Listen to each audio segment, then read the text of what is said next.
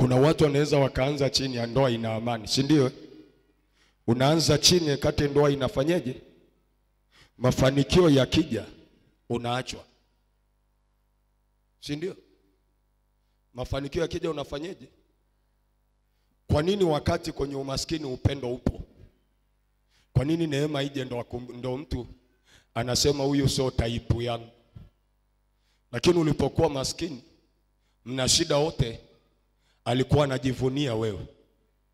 Lakini baada ya mafanikio kuja na umbo lako linakosolewa, mwanamke wa aina gani huyu?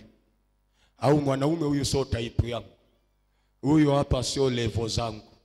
Lakini ndo huyo ulikuwa naye kwenye umaskini, baada ya kupata kazi na uchumi kuinuka, unakuwa sio level yake tena. Nini kinasababisha? Roho ya Malkia wa mbingu. Kwa nini? Yeremia 5:7 anasema hivi, nawezaje kusamehe? Watoto wako wameniacha mimi na kuwapa kwa hao ambao si miungu. Nilipokuwa nimewashibisha chakula walizini. Nilipokuwa nimewashibisha chakula walifanyeje? Walifanyeje? Wakafanyeje? Wakakutana wengi pamoja katika nyumba za nani? Wakakutana wengi katika nyumba za makahaba. Lakini baada ya kushibishwa nini? Chakula. Baada ya kufanikiwa, haijalishi mama unavaa vizuri namna gani, unamheshimu na kumwombea, unaonekana hufai tena. Ni maandiko yanasema, anasema wamekuwa kama farasi walioshiba wakati wa asubuhi. Si ndio? Mstari unaofuata hapo, wamekuwa kama farasi. Walikuwa kama farasi walioshiba wakati wa asubuhi.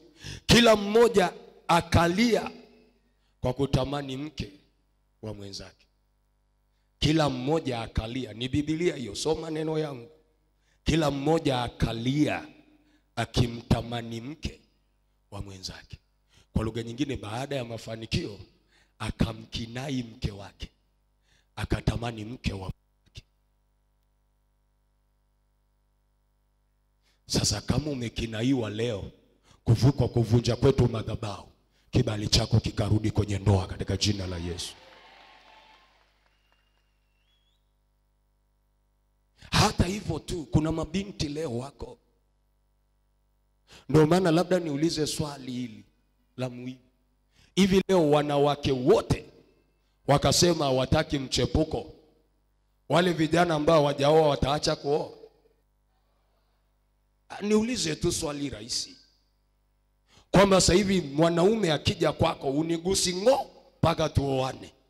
Kila mmoja akasema siguswi. Huyo mwanaume anayetoka nje ya ndoa atatoka? Hatoki kwa sababu hapati huko nje. Kwa kuna muda hii roho tunailea wenyewe. Sababu umeambiwa kwamba sinunui mbuzi kwenye gunia, na unageuka kweli kuwa mbuzi.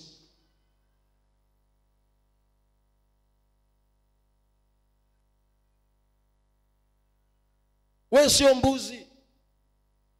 Sababu hata anayesema nunui mbuzi kwenye gunia, pamoja na yote, kwani kama basi ni mbuzi inunuliwi kwenye gunia, si anaona sura yako ilivyo?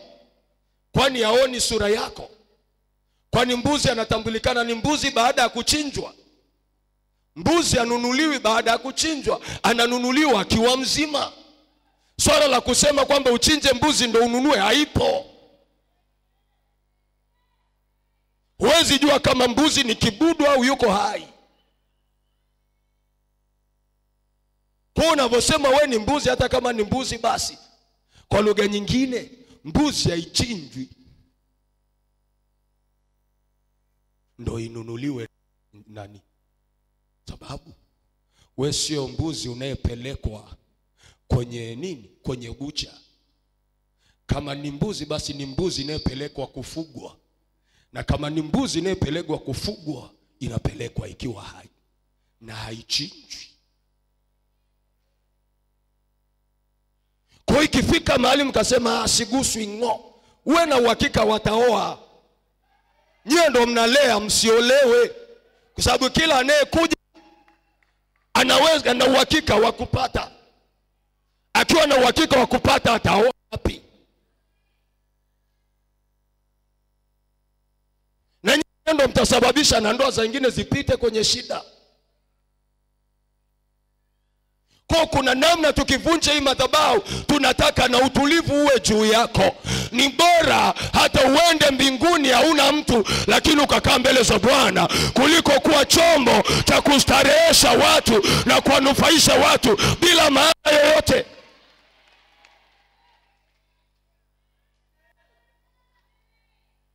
Haujaletwa uwe chombo cha starehe cha wahuni. Wewe ni mke wa mtu. Wewe ni mume wa mtu, ni mke wa mtu. Acha uchafu, achana na malkia wa mbinguni. Ijenge madhabahu ya Mungu ndani yako, uwe msafi, uishi kwenye utakatifu, watu wamuone Mungu kupitia wewe.